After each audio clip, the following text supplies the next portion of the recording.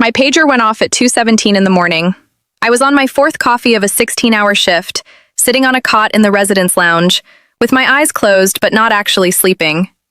The pager said the words I had been saying back to other people my entire career, but had never seen attached to a name I knew. Multiple vehicle accident, trauma 1, female, 28, GCS 9, internal bleeding suspected. Patient name, Faye Okonkwo. I was on the cot for maybe 2 seconds after I read that name. My body had already started moving before my brain had finished processing it. I was running down the hallway in my scrubs with my white coat in my hand, pulling it on as I ran, and I was thinking, very calmly, the way you think when something terrible is happening, that this could not be the same Faye Okonkwo. This had to be somebody else's Faye Okonkwo. There were probably 10 Faye Okonkwos in Atlanta, statistically. There had to be. There were not 10 Faye Okonkwos in Atlanta. There was one, and she was my younger sister, and she was about to be wheeled into my operating room at 2:23 in the morning, and I had not seen her in 5 years and 3 months, since the night she had told my parents I had dropped out of medical school, and our parents had cut me off overnight without ever asking me whether it was true. It was not true. I had not dropped out of medical school. I had been 3 months into my third year. I had finished medical school. I had finished my internship. I had started my residency. I was now, on the night my sister was being wheeled into my trauma bay, the chief surgical resident of one of the busiest Level 1 trauma centers in the southeastern United States. My sister did not know any of this. My parents did not know any of this. My sister had told them 5 years ago that I had quit, and nobody in my family had ever called me to check whether the story she told was true. My name is Mara Okonkwo. I am 31 years old. The story I am about to tell you happened last month. It is the most complicated thing that has ever happened to me, and I am not going to tell you the version of it that is satisfying.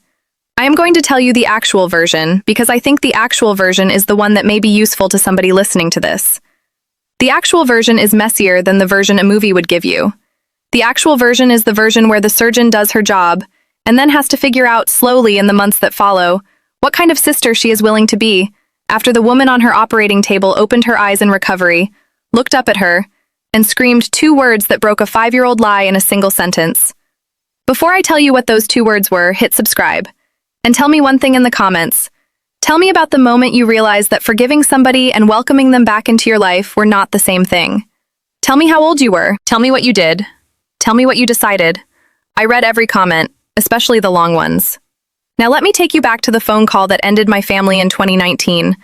I want to tell you about my sister, because the story does not work if you do not understand who she was to me before all of this. Faye is 3 years younger than me. We grew up in a small house in Decatur just outside Atlanta. Our parents had emigrated from Nigeria in their late 20s. My father is an engineer, my mother was a nurse, then a nursing supervisor, then a hospital administrator. They had built a careful, orderly life for us, the kind of life that immigrant parents build when they have decided that their children are not going to know what it is like to start from nothing. We were not wealthy. We were comfortable. There was always food in the fridge. There were always books on the table.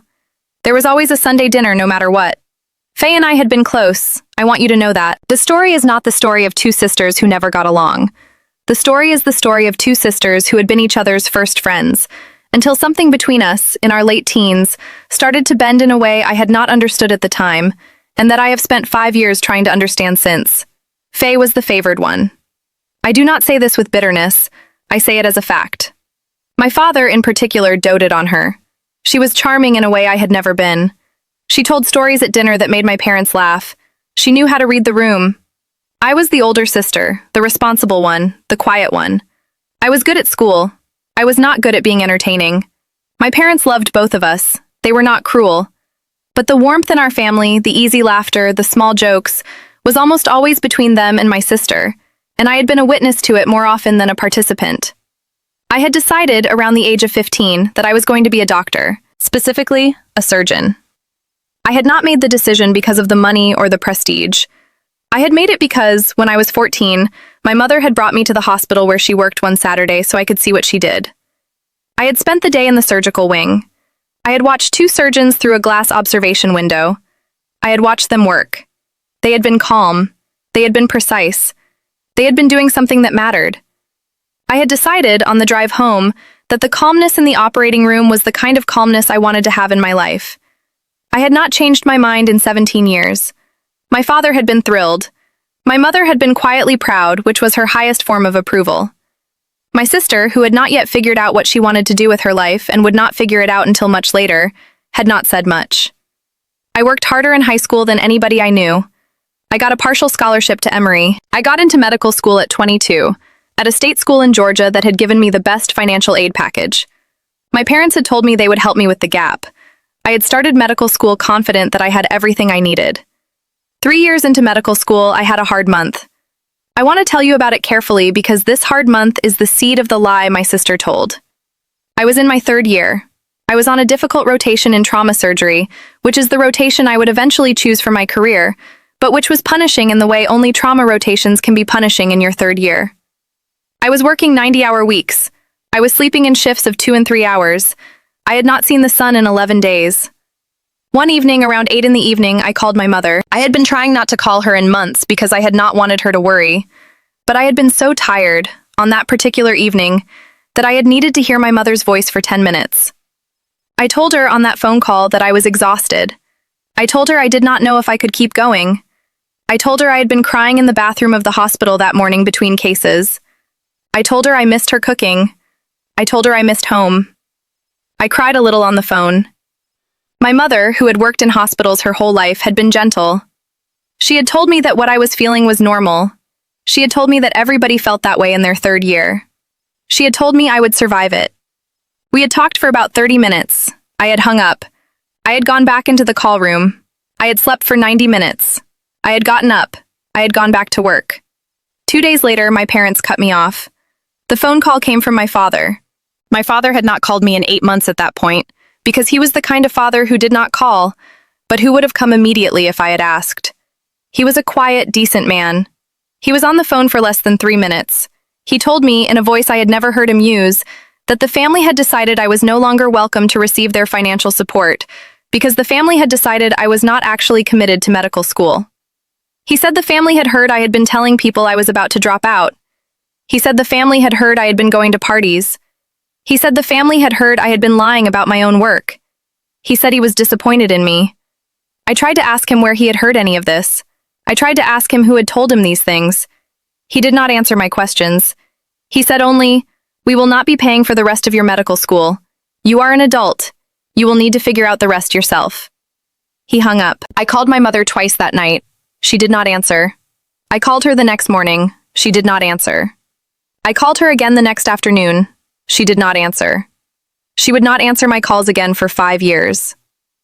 I want to tell you what I did not understand at the time, but understood about a year later, after I had pieced it together from a cousin who had been at our parents' house the day my father called me. My sister had been at our parents' house for dinner the night I had called my mother. My sister had been listening to the conversation from the next room. She had heard everything I said. She had heard me cry. She had heard me say I was exhausted. She had heard me say I did not know if I could keep going. She had taken every one of those things, which were the normal exhaustions of a 3rd-year medical student, and she had translated them for our parents into something else. By the time my mother had hung up the phone, my sister had been waiting in the kitchen with our father. My sister had told my father, very gently, that she had been worried about me for a while. She had told him that she had been hearing things from mutual friends. She had told him that I had been at parties. She had told him that I had been talking about quitting. She had told him she had not wanted to say anything because she had not wanted to get me in trouble. She had told him, by the end of the conversation, that she thought my parents needed to stop enabling me. My father had spent the night thinking about it. By the next afternoon, he had decided that my sister was right. He had decided that the daughter who had cried on the phone with my mother was the daughter who had been, in his sister's words, throwing her life away. The phrase, throwing her life away, was a phrase my sister had used. I learned this from the cousin who had been there. My parents had cut me off the next morning. I do not know, even now, exactly why my sister did what she did. I have theories. The theories do not really matter because the act was the act. She told a lie to our parents that ended my financial support during my 3rd year of medical school. The lie was specific, detailed, and impossible to disprove from a distance. By the time my parents had heard it, they had already made their decision. They had not asked me. They had not given me a chance to defend myself. They had simply stopped paying my tuition, stopped paying my rent, and stopped answering my calls. I had to pause medical school for 18 months. I went back to Atlanta. I worked at a research lab during the day and a restaurant at night. I saved every dollar. I took out the maximum amount of student loans I was allowed to take. I went back to medical school the following year. I finished the 3rd year. I finished the 4th year. I matched into a surgical residency at the trauma center where I am now the chief resident. I was the only person at my graduation from medical school who did not have a single family member in the audience. My mentor, Dr. Lavinia Rosales, was the only person there for me. She had cried during the ceremony. I had not. I had not cried about my family in 3 years by then. I had run out of tears for them somewhere in the middle of my 4th year. I had decided, around year 2 of my residency, that I was not going to chase my parents. I was not going to send them long emails explaining what had really happened. I was not going to call my sister and demand an apology. I was simply going to do my work. I was going to become very good at my work. I was going to keep going every day, and I was going to let the years pass. And at some point, I had told myself, the truth would arrive on its own. I had not known how it would arrive. I had not pictured it being wheeled into my trauma bay at 2:17 in the morning. But I had known it would arrive eventually. Now I want to tell you what happened the night my sister came in. The pager said internal bleeding suspected. That was the most important word in the page. Internal bleeding, in a young woman who had just been in a high-impact car accident, was a surgical emergency. Whoever was on chief that night was going to be the surgeon on her case. I was on chief that night. I ran to the trauma bay. The team was already there. The trauma surgeon attending was a man named Dr. Tariq Ahmed, who had been my supervisor for 2 years and who is one of the best surgeons I have ever worked with. He saw my face when I came in. He had not yet looked at the patient's chart. He looked at me. He said, "Mara, what is wrong?" "Tariq," I said. "The patient is my sister." He looked at the chart. He looked back at me. He said, "Are you sure?" "I have not seen her in 5 years," I said, "but it is her. The name, the age, the address on the chart, it is her." He stood there for about 3 seconds. Then he said, "Mara, you know the policy. You cannot operate on a family member as the primary surgeon. I am taking the case. I want you in the room. I want you assisting. I want you to see her. But I am going to be the one with the knife in my hand. Do you understand?" I told him yes. We scrubbed in. Faye was already on the table when we got into the OR. The anesthesiologist had her under. I could not see her face. The drapes were up. The team was in position. Tariq stood across from me at the table. He said, "Dr. Okonkwo, we are going to do exactly what we do every night. The patient is the patient. Are you with me?" I told him yes again. I assisted on a 6-hour surgery to repair a ruptured spleen, 2 perforations in the small bowel, and a fracture of the left wrist. The accident had been bad. Faye had been hit by a drunk driver who had run a red light at 60 miles per hour. My sister had been driving home from a friend's wedding. Her husband, a man named Tariq, who I had never met, had been in the passenger seat. He had been less injured. He was being treated in the next OR. I would meet him several hours later in the surgical waiting room, when he would be the one to tell me what my sister's life had been like for the 5 years I had not been in it. The surgery went well. Faye was stable when we closed. Tariq stitched her with the kind of careful, steady hand he had used to close 10,000 patients before her. I stood across from him, suctioning, retracting, doing my job. I did not look at my sister's face during the surgery. The drapes had stayed up.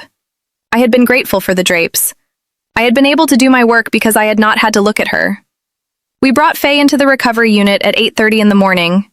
The sun had come up. I had been on shift for almost 20 hours. Tariq told me to go home. He told me he would oversee her recovery. He told me my responsibility ended at the door of the OR. I did not go home.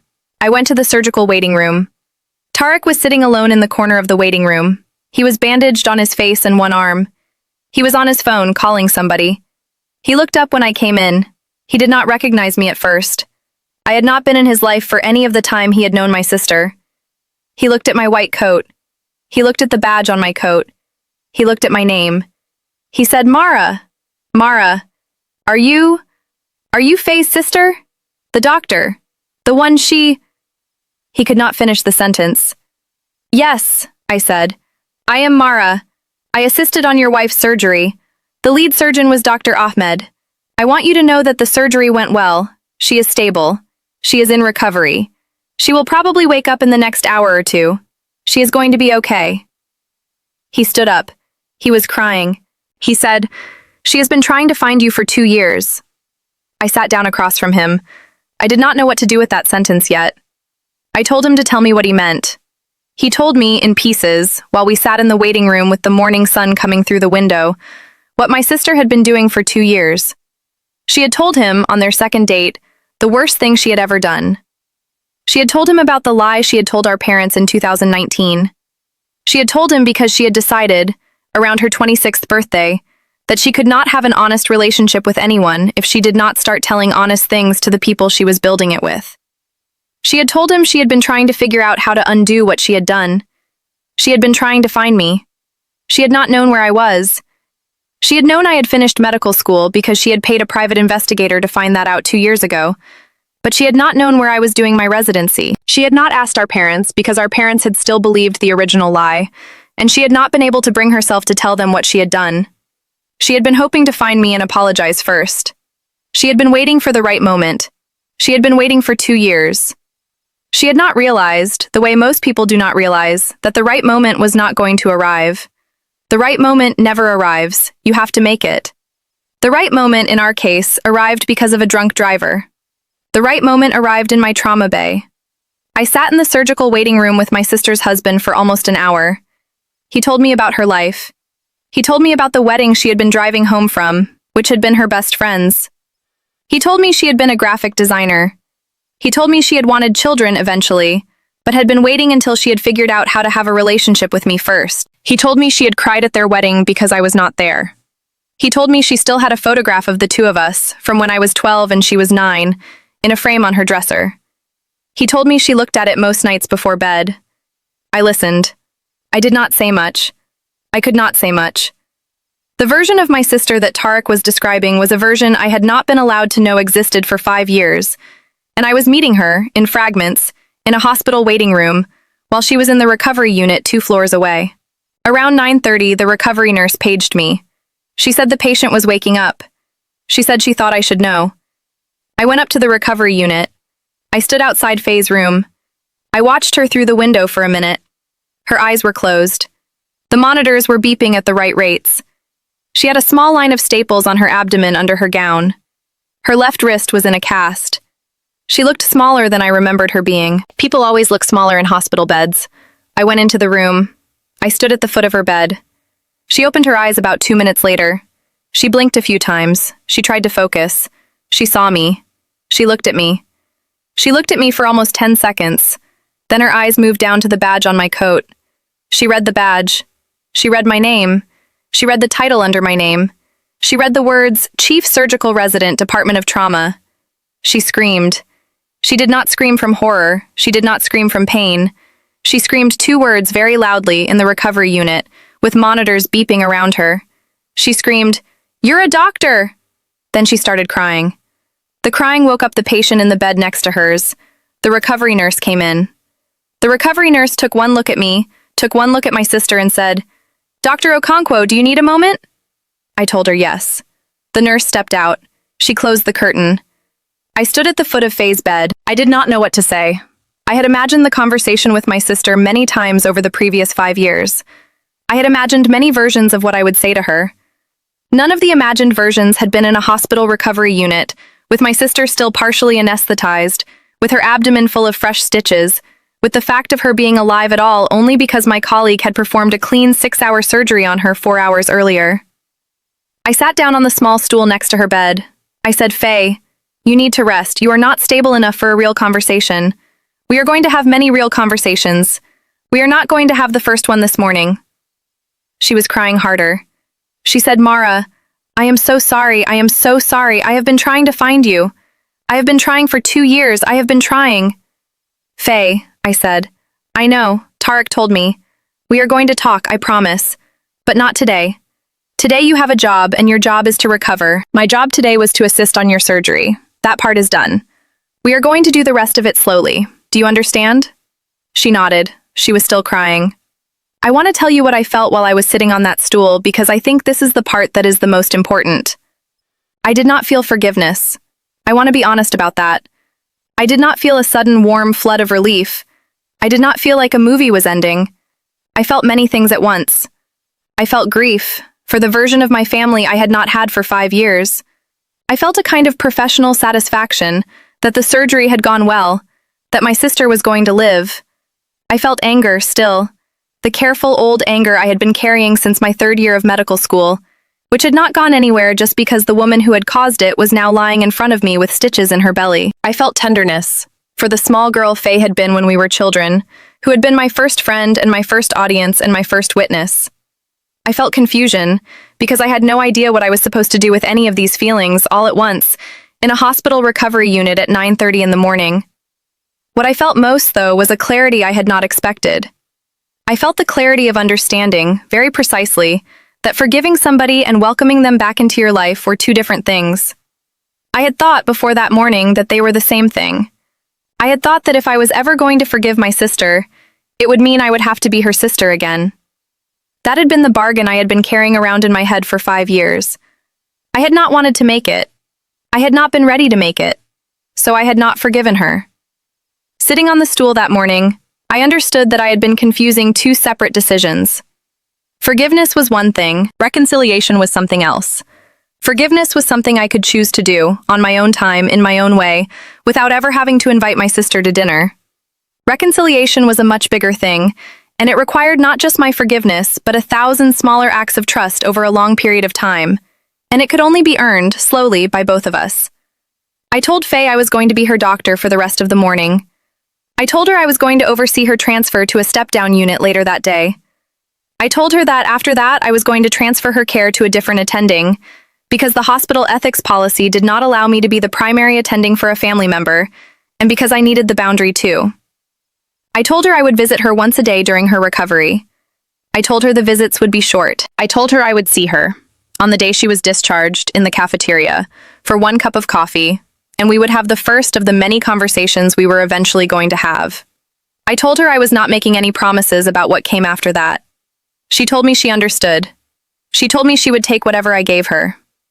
I want to tell you what happened in the months that followed, because the months are the part of the story that the headline does not capture. My parents arrived at the hospital that afternoon. I had been doing rounds when they came in. The charge nurse paged me. She told me there were 2 people at the front desk asking for the chief resident, who said they were the parents of the patient in room 412. They had identified themselves as Adobe and Faye Okonkwo. The nurse had looked at the chart. The nurse had looked at me. She had paged me. I went down to the lobby. My mother saw me first. She did the thing my mother does when she is overwhelmed, which is to hold her hand over her mouth and start backing up slightly, the way she had done when our grandfather died. My father did not know what to do. He looked at me. He looked at his wife. He looked back at me. He said, "Mara, you are. I said, "Hi, Dad." I want to tell you what I said next because I had decided, on the way down to the lobby, that I was going to say it carefully, and that I was going to mean every word. I said, "Mom, Dad, Faye is stable. She is going to recover. The surgery went well. I assisted. The lead surgeon was Dr. Ahmed. I am not going to be Faye's primary attending for the rest of her recovery because the hospital policy does not allow it, but I am going to be involved in her care. I want to give you the medical update first before we have any other conversation." My mother said, "Mara, we did not know." "Mom," I said, "we are going to talk about that. We are not going to talk about it today. Faye is the patient today. The patient is the only thing that matters today. I am going to take you up to see her. I want to ask you, before we go up, to please not bring up anything from 5 years ago in front of her right now. She is post-operative. She needs to rest. We are going to have a longer conversation, the 4 of us, when she is well. I am asking you to wait." They told me they would wait. They could not even look me in the face. They followed me up to room 412. Faye recovered. The recovery took 3 weeks. I visited her every day, briefly, in my white coat, on my way somewhere else. The visits were short. They were not warm yet. They were not unkind either. They were simply the visits of a doctor checking on a patient who happened to be her sister. Tariq oversaw her surgical care. He kept me informed without involving me in decisions. He had been a quiet ally throughout. The day Faye was discharged, he found me in the hallway. He told me he was proud of me. He told me he had been proud of me through the whole thing. He told me I had not made a single misstep. I told him I had been doing my job. He told me sometimes that was the hardest thing in the world. The four of us, my parents and Faye and me, had the first long conversation about a month after Faye's discharge. We met at my parents' house. My mother had cooked. We sat at the dining room table where I had grown up eating Sunday dinners. Faye had brought a folder of notes she had written about what she had done, and why, and what she wanted to say. She read from the folder. I let her read. My father could not look at me for the first hour. My mother cried for most of it. My sister read for almost 45 minutes. She had been writing the document for 2 years, apparently, never knowing if she would have a chance to read it out loud. When she finished, I said very simply, "Thank you. I appreciate you saying all of that. I am not ready to forgive you yet. I want you to know that I am also not closed. I am working on it. I am going to keep working on it. I cannot promise you a timeline. I can promise you that I will tell you when I have made progress. I am going to come to dinner once a month. I am not going to come every Sunday. I am going to call Mom and Dad once a week for 10 minutes until I am ready for more. I am building a different relationship with all of you, slowly, on my own terms. The relationship we had was one I cannot get back. The one we are going to have is going to be its own thing. We will see what shape it takes." Faye said she understood. My parents said they understood. We have been working on it for 6 weeks. The work is slow. The work is awkward. The work is real. I want to tell you what I have learned because I think this is the part of the story that may be useful to you. Forgiveness is not a single decision. It is 1,000 small ones made over years. The myth that you forgive somebody once and you are done is a story we tell ourselves to make the work seem smaller than it is. The work is much bigger than that. The work is daily. The work is sometimes invisible to other people. The work is the slow rebuilding, on the inside of your own chest, of a person who can carry the new version of a relationship without dropping it. You can forgive somebody for what they did and still not invite them to dinner. You can save somebody's life and still not be ready to know them again. You can be the chief resident on the night your sister is wheeled into your trauma bay, and you can do the surgery flawlessly, and you can sit by her bedside while she wakes up, and you can still walk out of the recovery unit and not have figured out yet what kind of sister you are going to be to her in the months that follow. Doing your job for somebody is not the same as being theirs again. The two things look similar from the outside. They are not the same on the inside. The world is full of complicated people who are doing their best to live inside truths that do not fit on bumper stickers. Most of the real work of being a person, I have come to believe, happens in the spaces between the simple stories we are told to tell about ourselves. The simple stories are forgiveness or estrangement, reconciliation or revenge, love or hate. The real spaces are everywhere in between, where most of us actually live, doing the small daily work of becoming the kinds of people who can hold contradiction without breaking from it. If somebody hurt you, and they have come back and they are sorry and they are trying, you do not have to know what to do with them right away. You are allowed to take your time. You are allowed to do your job for them if your job requires you to, and to keep your distance everywhere else. You are allowed to forgive without reconciling. You are allowed to reconcile slowly, in installments, on your own terms.